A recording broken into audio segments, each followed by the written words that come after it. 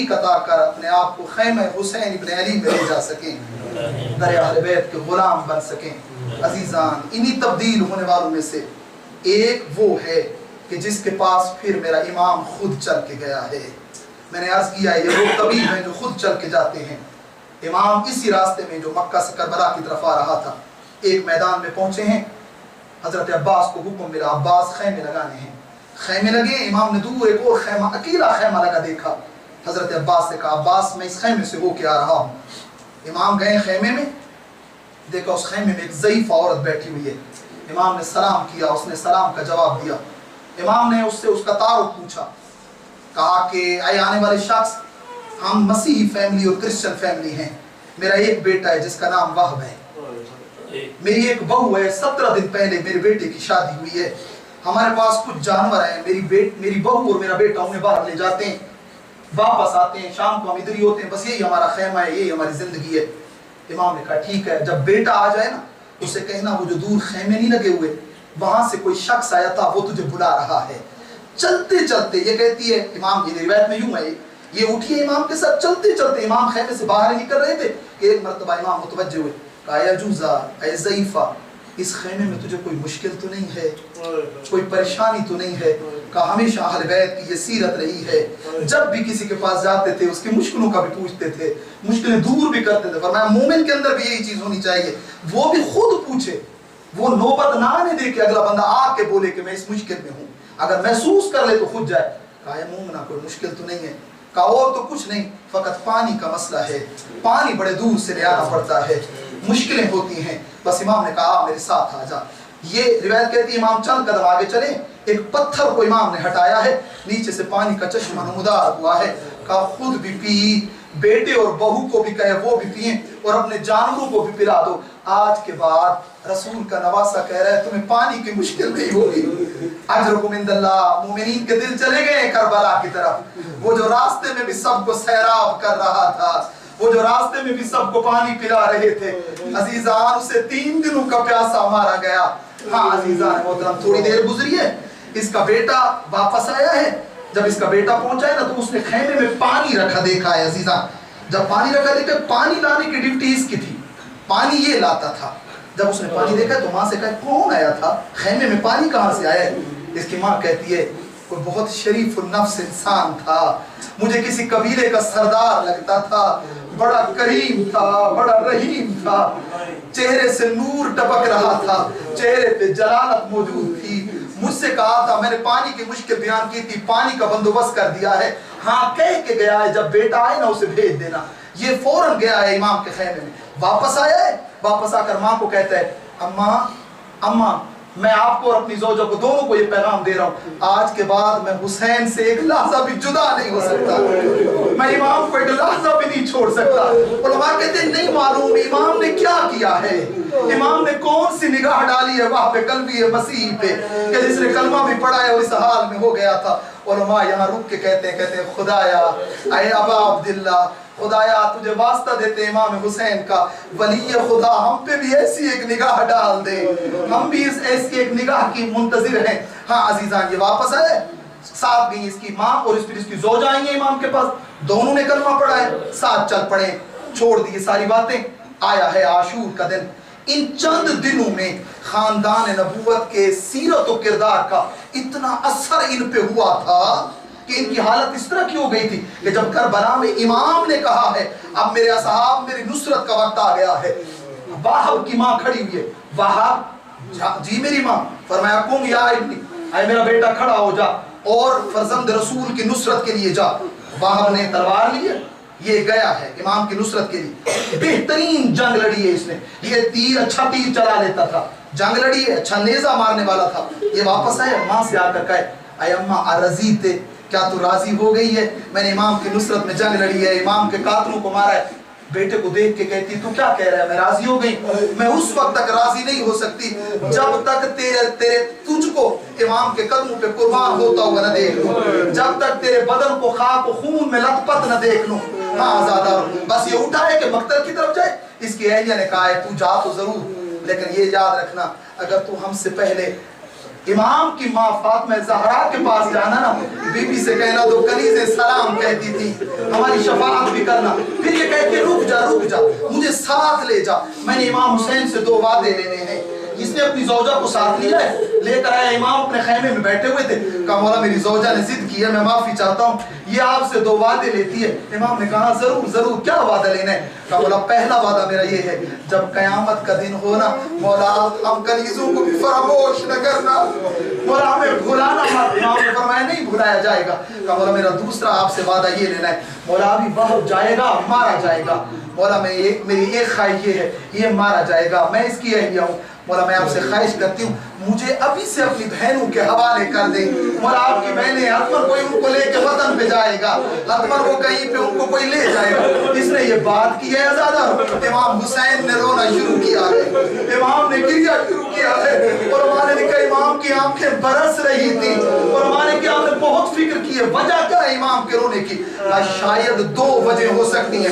पहली वजह ये थी इमाम को शायद ये बात रुला रही हो, ऐ वाहब की बीवी तू कह रही है तू जिंदा रहेगी, थोड़ी देर के बाद तूने भी मकतल में मारा जाना है, का शायद ये वजह होगी, का शायद दूसरी वजह ये होगी। इमाम कह रहे थे ऐ वाहब की बीवी जिनका सहारा तू ढूंढ रही है, मेरे बाद वो खुद बेसहारा हो जाएगी, उनके सरों से चादरें छिन जाएंगी, उनके हाथों में रस्सियां डाली जाएंगी, उन्हें बाजार और दरबार फिराया जाएगा, हाँ उनके चेहरों पे तमाचे मारे जाएंगे, उनके सरों पे पत्थर मारे जाएंगे। हाँ अज़ादारों वाहब आया है, बेहतरीन जंग लड़ी, एक मर्तबा वाहब का दायां बाजू कलम हुआ, बायां बाजू कलम हुआ, वाहब के सीने में तीर आके लगा है, ज़ौजा से बर्दाश्त न हुआ।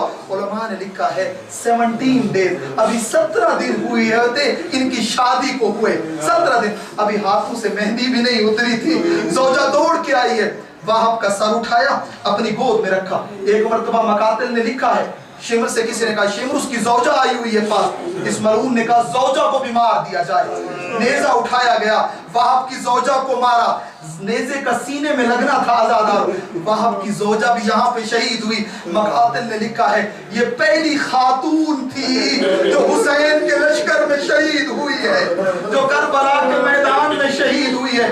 आज़ादार शिमर मलऊन ने सर काटा, सर काट के कहा कि मैं मसीह था, इसकी माँ की तरफ भेजा जाए, इन्होंने सर को फेंका है वाहब की माँ की तरफ। आज़ादारों माँ थी ना, सर को उठाया है, सर को सीने से लगाया, आंखों का बोसा दिया, पेशानी का बोसा दिया, और एक जुमला कहा वाहब तेरी माँ तुझसे राजी हो गई है, अरे वाहब अब तेरी माँ फातिमा ज़हरा को मुंह दिखा सकती है कि मैंने अपने गुलाम को फातिमा ज़हरा के लाल पे कुर्बान कर दिया, चेहरे का बोसा दिया, आंखों से मट्टी को साफ किया, मट्टी को साफ करके सर को उठाया, दोबारा फौज अश्किया की तरफ फेंका और फेंक के कहा जो चीज राय खुदा में दे दी जाती है उसे वापस नहीं लिया जाता।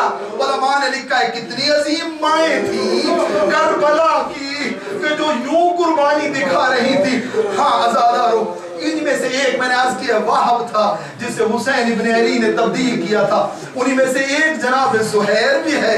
हाँ आज़ादारों हक अदा नहीं होगा अगर ज़ुहैर की शहादत के 2 जुमले आपकी खिदमत में न पढ़ूं। ज़ुहैर कौन है आज़ादारों?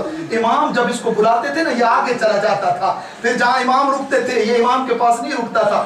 एक दफा इमाम का कासिद आया था बुलाने के लिए, खाना खा रहा था, लुकमा जमीन पे गिर गया था, कहा मुझे समझ नहीं आती जब भी हुसैन का नाम आता है, जब भी हुसैन का नाम आता है क्यों इस तरह की संगीनी होने लगती है।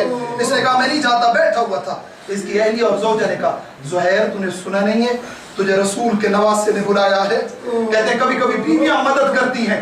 फिर इसकी बीवी ने सुना जाओ सुनो तो सही क्या कहते हैं। ये आया है इमाम के पास आया, किसी तारीख की किताब ने नहीं लिखा इसके और इमाम के दरमियान क्या बात हुई है। अब जब वापस आया है तो अपने काफिले को कह रहा था लोगों अब ज़ुहैर हुसैन को नहीं छोड़ सकता, अब ज़ुहैर हुसैन के बगैर नहीं रह सकता। बस एक जुमला मैं इसकी मारिफत का आपकी खिदमत में अर्ज कर दूं। पता नहीं इमाम ने क्या किया था ज़ुहैर के साथ ऐसा। शब आशूर जब इमाम ने इम्तिहान लिए ना ज़ादार और चराग बुझाया है, ज़ुहैर खड़ा हुआ था और खड़े होकर कहा था مولا ابھی تو زہیر کی عمر 50-60 سال ہو گئی ہے، اگر ابھی وہ فرشتہ جو آپ کے نانا پہ نازل ہوتا تھا ابھی آ کر آپ کو کہہ دینا ابھی اس کے بعد زہیر کو قیامت تک موت نہیں آئے گی، زندگی کی ہی اس کو کہہ دیا جائے.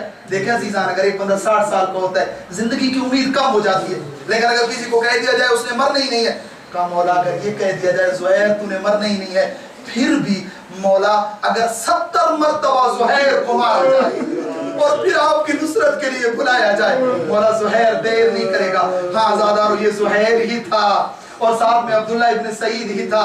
عزیزان سعید بن عبداللہ ہی تھا جو آخر وقت امام کے سامنے کھڑے ہو کے نماز پڑھا رہے تھے. سعید بھی تھا زہیر بھی تھا. سعید کے بارے میں یہ ملتا ہے یہ امام کے سامنے کھڑا تھا، جہاں سے تیر آتا تھا سعید اپنے سینے پہ کھاتا تھا، زہیر اپنے سینے پہ کھاتا تھا ان تیروں کو. روایت میں یوں ملتا ہے سعید کچھ بول رہا تھا، ادھر امام کی نماز ظہر آخری رکعت سجدہ ختم ہوا ہے، سعید زمین پہ گرا ہے. امام نے سعید کا سر اٹھایا، آپ نے زانوں پہ رکھا، کہا سعید جب میں نماز پڑھ رہا تھا تو کچھ بول رہا تھا، بتا سکتے ہیں کیا بات کر رہا تھا؟ کمرہ ایک دعا مانگ رہا تھا، خدایا اس وقت تک موت نہ دینا جب تک زہرا کا لال نماز نہ مکمل کر لے، میرے مولا کو تیر نہ لگے، میرے مولا کے بدن کو تیر نہ چھوئے. وہیں پہ زہیر بھی تھا عزیزان جو امام کے سامنے دیوار بن کے کھڑا ہوا تھا. ہاں عزیزان شہادتیں ہو گئیں، عاشور کا دن تھا، عصر عاشور کے بعد زہیر کی زوجہ نے کربلا سے باہر خیمہ لگایا ہوا تھا، اس نے اپنے غلام کو بلایا تھا، غلام کو بلا کر ایک کفن دیا تھا، کفن دے کے کہا تھا اے میرے غلام جاؤ کفن لے جاؤ کربلا میں. اب شور اٹھ رہا ہے کہ حسین مارے گئے ہیں، لیکن تجھے پتا ہے نا حسین تو نواز رسول ہے، کوئی نہ کوئی آ کر حسین کی لاش اٹھا لے گا، کوئی غسل دے گا، کوئی کفن پہنا دے گا. حسین کا نام تو بہت بڑا ہے، حسین کا نام تو بہت عظیم ہے، یہ سب اس کے نانا کے امتی ہیں، کوئی نہ کوئی حسین کی لاش اٹھا لے گا، اس کو کفن پہنا دے گا. میں نے بہت ٹائم زہیر کے ساتھ گزارا ہے، میں نہیں چاہتی زہیر کی لاش ایسے پڑی رہے، میں چاہتی ہوں آخر وقت میں اس کو کفن پہنا دوں. آزادارو کفن دے کے بھیجا. تھوڑی ہی دیر میں زہیر کا غلام واپس پلٹا. جب زوجہ نے پوچھا کیوں کفن نہیں پہنایا، کہا اے زہیر کی اہلیہ کربلا کے میدان میں غضب ہو چکا ہے، اے باپ شکل پیغمبر کا لاشا بھی بڑا، باپ سے علمدار بھی بغیر کفن کے تھا، باپ آنسو قلم ہو چکے تھے. اے زہیر کی زوجہ، اے تو کہہ رہی تھی حسین کو کفن ملا ہوگا، اے میں دیکھ کے آیا ہوں حسین کی لاش اے گھوڑے توڑ چکے ہیں. اے تو بتا جس امام کو کفن نہ ملا، اے میں زہیر کو کیسے کفن دیتا. ولا لعنت اللہ علی القوم الظالمین وسيعلم الذين ظلموا أي منقلب ينقلبون إنا لله وإنا إليه راجعون.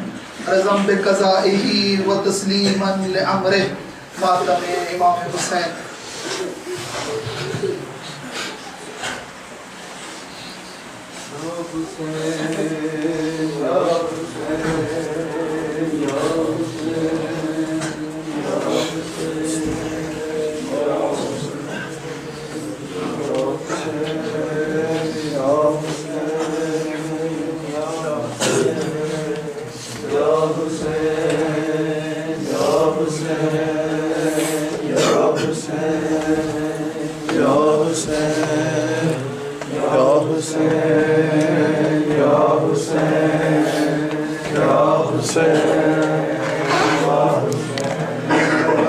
Ya Hussein, Ya Hussein.